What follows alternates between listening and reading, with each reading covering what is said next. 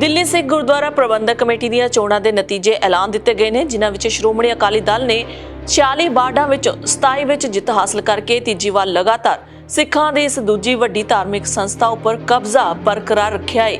ਹਾਲਾਂਕਿ ਦਿੱਲੀ ਸਿੱਖ ਗੁਰਦੁਆਰਾ ਪ੍ਰਬੰਧਕ ਕਮੇਟੀ ਦੇ ਮੌਜੂਦਾ ਪ੍ਰਧਾਨ ਮਨਜਿੰਦਰ ਸਿੰਘ ਸਿਰਸਾ ਵਾਰਡ ਨੰਬਰ 9 ਪੰਜਾਬੀ ਬਾਗ ਤੋਂ ਸ਼੍ਰੋਮਣੀ ਅਕਾਲੀ ਦਲ ਦਿੱਲੀ ਦੇ ਉਮੀਦਵਾਰ ਹਰਬਿੰਦਰ ਸਿੰਘ ਸਰਨਾ ਤੋਂ ਹਾਰ ਗਏ। ਕੰਮ ਦੇ ਆਧਾਰ ਤੇ ਦਲ ਨੇ ਪੂਰਨ ਬਹੁਮਤ ਪ੍ਰਾਪਤ ਕੀਤਾ। ਸ਼੍ਰੀ ਸਿਰਸਾ ਨੂੰ ਸ਼੍ਰੋਮਣੀ ਗੁਰਦੁਆਰਾ ਪ੍ਰਬੰਧਕ ਕਮੇਟੀ ਨੇ ਨਾਮਜ਼ਦ ਮੈਂਬਰ ਵਜੋਂ ਜਨਰਲ ਹਾਊਸ ਵਿੱਚ ਸ਼ਾਮਲ ਕਰਨ ਦਾ ਐਲਾਨ ਸੁਖਬੀਰ ਸਿੰਘ ਬਾਦਲ ਵੱਲੋਂ ਕੀਤੇ ਜਾਣ ਨਾਲ ਹੀ ਉਹਨਾਂ ਦੇ ਮੁੜ ਦਿੱਲੀ ਕਮੇਟੀ ਦਾ ਪ੍ਰਧਾਨ ਬਣਾਉਣ ਲਈ ਰਾਹ ਸਾਫ਼ ਹੋ ਗਿਆ ਹੈ।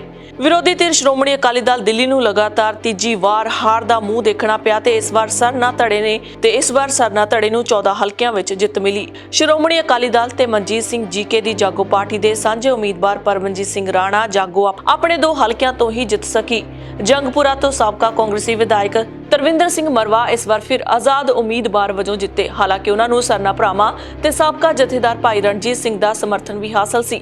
ਭਾਈ ਰਣਜੀਤ ਸਿੰਘ ਦੀ ਪੰਥਕ ਅਕਾਲੀ ਲਹਿਰ ਨੂੰ ਸਿਰਫ ਵਿਸ਼ਨੂੰ ਗਾਰਡਨ ਤੋਂ ਜਿੱਤ ਮਿਲੀ ਹੈ। ਸਿੱਖ ਸਦਭਾਵਨਾ ਦਲ ਦੇ ਪੰਥਕ ਸੇਵਾ ਦਲ ਦਾ ਕੋਈ ਵੀ ਉਮੀਦਵਾਰ ਜਿੱਤ ਹਾਸਲ ਨਹੀਂ ਕਰ ਸਕਿਆ।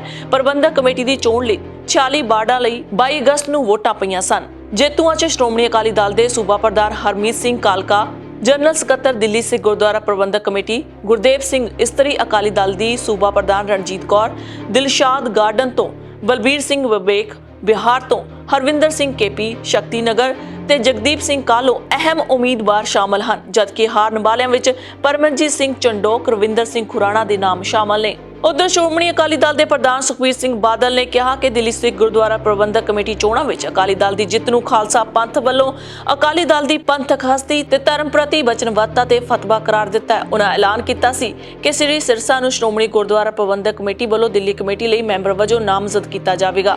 ਸੁਖਬੀਰ ਬਾਦਲ ਨੇ ਕਿਹਾ ਕਿ ਸਿੱਖ ਸੰਗਤ ਨੇ ਕਾਂਗਰਸ ਦੀ ਹਮਾਇਤ ਪ੍ਰਾਪਤ ਤੇ ਸੁਖਦੇਵ ਸਿੰਘ ਢੀਂਡਸਾ ਸਮੇਤ ਭਾਜਪਾ ਦੀ ਸਰਪ੍ਰਸਤੀ ਵਾਲੇ ਗਰੁੱਪ ਅਤੇ ਸਰਨਾ ਧੜੇ ਨੂੰ ਪੂਰੀ ਤਰ੍ਹਾਂ ਨਕਾਰ ਦਿੱਤਾ ਹੈ ਤੇ ਅਕਾਲੀ ਦਲ ਦੀ ਪੰਥਕ ਵਚਨਬੱਧਤਾ ਉੱਤੇ ਸਵਾਲ ਕਰਨ ਵਾਲਿਆਂ ਨੂੰ ਸਬਕ ਸਿਖਾਇਆ ਹੈ।